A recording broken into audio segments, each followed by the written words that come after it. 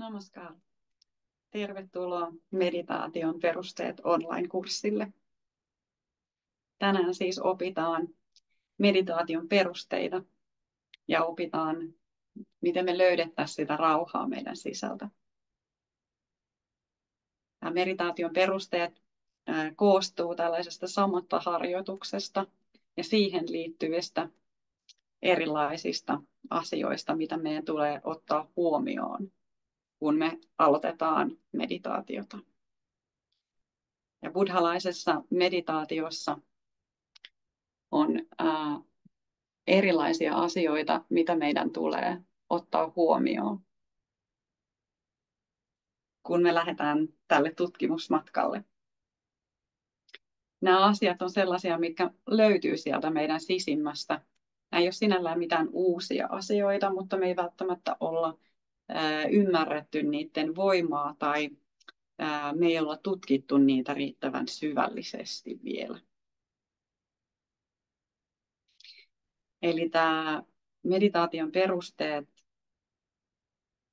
perustuu tämmöiseen samatta-harjoitukseen, mikä on siis samatta on rauhan meditaatio. Ja idea siinä on, että mistä se rauha sitten voisi syntyä, niin se on siitä keskittymiskyvyn kehittymisestä, tällaisesta yksipisteisyydestä. Eli tällä tavalla me pystytään luomaan mielessämme oikeanlaisilla menetelmillä tilaa, rauhaa, vapauden tuntua ja myötätuntosta lähestymistä siihen meidän läsnä olevaan hetkeen. Eli meditaatiossa ei koiteta olla jossain muualla, vaan kohdata ne asiat sellaisina kuin ne on siinä hetkessä. Ja tämän buddhalaisen meditaation 4 vaihetta, se alkaa tämmöisellä niin kuin motivoitumisella ja turvautumisella. Siellä me ymmärretään, että minkä takia me tehdään tätä meditaatiota, minkä takia se olisi hyödyllistä meille ja mihin me pyritään tällä.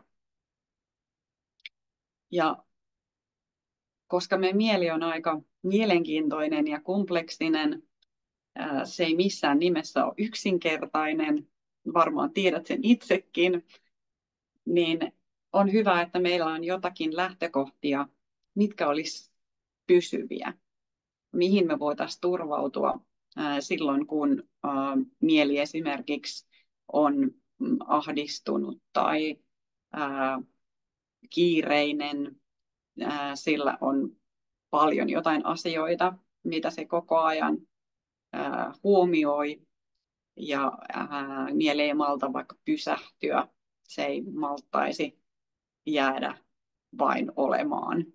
Niin mihin me silloin voidaan turvautua, jotta me päästäisiin harjoituksessa hyvin eteenpäin. Ja myötätunto ja tämmöiset niin kuin rutiinit on äärimmäisen tärkeitä myöskin harjoituksen aikana. Myötätunto on tämmöinen niin kuin metta-harjoitus, sanotaan sillä nimellä sanskritin kielellä. Niin tarkoittaa sitä, se on oikeastaan kaiken alku, että jos me ei suhtauduta myötätuntoisesti meidän tekemiseen ja tapahtuviin asioihin, niin silloin me ollaan jo heti perustavanlaatuisesti sellaisessa mielentilassa, mikä ei ole otollinen siihen hyvän keskittymisen ja rauhan tunteeseen. Eli se on niin kuin jo itsessään heti sellainen asia, mikä kannattaa meditaatiossa muistaa. No sitten se, että jos me otetaan joku asia meidän sydämeen ja elämään ja halutaan elämämme sellaisen syvyyden ja iloisuuden kehittyvän, niin silloin me voidaan hyödyntää sitä, että meidän keho, sillä on todella hyvä muisti. Keho muistaa aikataulut se muistaa määrätyt paikat ja tapahtumat. Kun sitä esimerkiksi mulla on kotona alttari tässä takana, tai sellainen oma seremoniapaikka. Se voi olla sulle ihan joku nurkkaus kotona, joku sun mukava tuoli ja siinä joku kiva, joku sinulle tärkeä, vaikka kiviä tai mitä tahansa, joku ihana kuva tai muistutus sulle siihen päivään. Niin semmoinen paikka kannattaa kotoa löytää ja vaalia sitä, että siinä sulla on semmoinen aivan ihana rentoutumispaikka, mihin sä pääset välillä vetäytymään ja silloin on helpompi luoda rutiineja elämään, kun se paikka, mihin sä haluat mennä, on sellainen, ihanaa, mä pääsen tänne taas uudelleen istumaan ja mä saan kokea jotakin mukavaa. Niin silloin siitä meditaatiohetkestä ei tule sellainen pakonomainen asia, että nyt mun täytyy tehdä tätä ja tätä ja tätä ja kun on muutakin paljon tehtävää, niin silloin kun sä oot miettinyt vähän ehkä etukäteen niitä sun päivän rutiineita, että mihin sulle vaikka semmoinen pieni pysähtymishetki sopii, niin silloin sä voit alkaa hyödyntää sitä sun kehon muistia. Ja silloin, kun sitä tekee useasti, niin myös mieli asettuu nopeammin. Eli että jos alussa tuntuu, että se ei millään tunnu asettuvan, niin tulevaisuudessa se tapahtuu aina nopeammin ja nopeammin. Me ollaan sellaisia hassuja olentoja, että meillä on kyky siihen, että meidän mieli alkaa tekemään tavanomaisesti asioita ilman jopa, että me itse sitä tiedostamme. Ihan positiivisia ja negatiivisia asioita, että me voidaan kaikki varmasti katsoa välillä itseämme ja huomata, että meillä on kaiken näköisiä tapoja, mihin me ollaan vaan jumiuduttu, mitkä ei välttämättä edes palvele meitä kauhean hyvin, mutta sellaisia meillä joka tapauksessa aika useasti on. Ja niistä joskus pois irti pääseminenkin voi olla sellaista, että täytyy löytää joku mukavampi asia tilalle. Joo.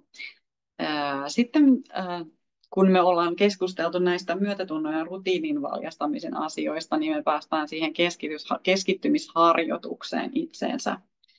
Eli siinä me sitten lähdetään vähän katsomaan sitä, että mitä haasteita sitten siellä samatta meditaatiossa me tullaan kohtaamaan. Siis meidän kaikkien mieli tulee kohtaamaan tällaisia asioita. Meillä on niitä perusmielentapoja kaikilla. Toisilla vähän vahvemmin toisia, kun näen, että se vähän riippuu, minkä tyyppinen ihminen on niin kuin luonteeltaan esimerkiksi, tai mitä asioita elämässä on tapahtunut. Ja sitten buddhalaisessa opissa on niihin apukeinoja. Eli siellä on hyvinkin spesifisesti pohdittu sitä asiaa, että okei, jos on nyt tällainen ja tällainen haaste siellä meditaatiossa, niin mitä sille nyt sitten voisi koittaa tehdä. Ja sitähän se on. Niin kuin Buddha aikanaan jo sanoi, että tutki sitä sanomaa ja viisautta itse ja kokeile, onko se totta. Eli nämä kaikki harjoitukset ja apukeinot on tehty sitä varten, että me testattaisiin niitä. Me opittaisiin itsestämme niiden kautta. Eli kun me ei olla välttämättä huomattu kokeilla jotain asiaa.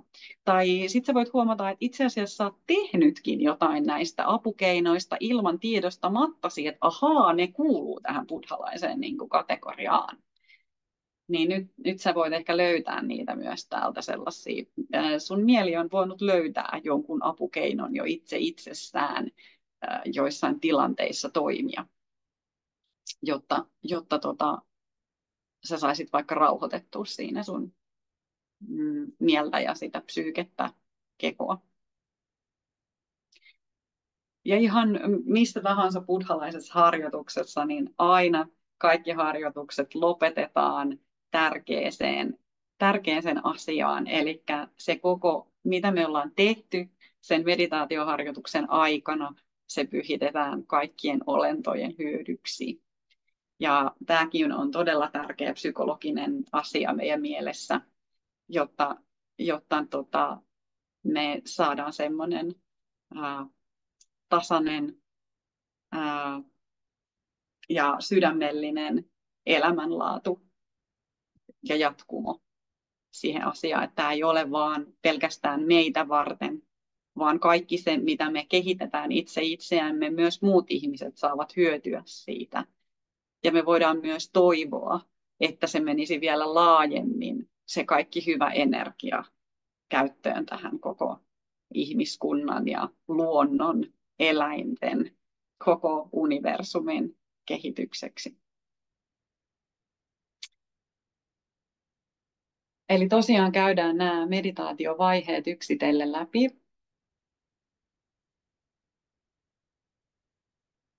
Ja tarkoitus on siis tehdä tällainen yksi 15-20 minuuttia oleva sitten koko kokonaisuus mennään tavallaan yhdessä ja tehdään se yhdeksi meditaatioharjoitukseksi, niin sitä sä voit sitten käyttää siinä sun päivittäisessä harjoituksessa.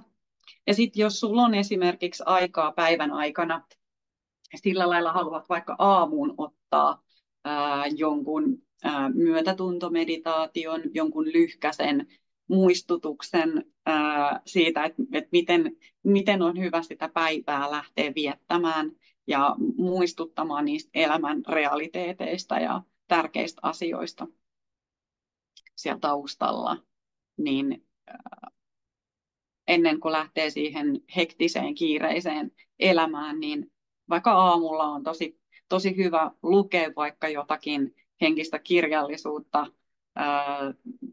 Esimerkiksi vaikka Eckhart Tollen kirjat voi olla tosi hyviä ensi alkuun, jos ei nämä meditaatioasiat ole kauhean tuttuja tai henkisen kehityksen asiat, niin joskus niistä on ihan avaamalla kirja jostakin, niin sieltä löytyy sulle just päivään hyvä teema lähteä testaamaan, että no miten mä pysyisin nyt läsnä olevampana vielä siinä työpäivän lomassa esimerkiksi tai perheen kesken tai sinulle itsellesi, että tulisi oltua sen hengityksen kanssa esimerkiksi läsnä olevana ja antaa keholle myötätuntoa päivän aikana.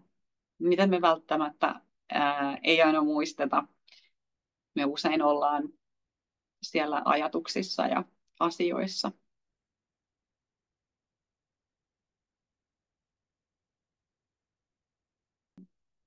Ja tosiaan siellä lopussa sitten on vielä, kun tämä käydään eteenpäin, niin siellä jaan sulle vielä tämmöisen sen rentoutusharjoituslinkin ja sitten siellä on erillinen tämmöinen ladattava tiedosto, mistä sä voit vielä tutustua lisää tuohon samatta meditaation 9 askeleeseen. Siinä on vielä omanlainen semmoinen ymmärrys. Siellä on tämmöinen niin kuin tankamaalaus, missä on polku, jossa kulkee munkki, joka koittaa taltuttaa norsua ja apinaa ja jänistä.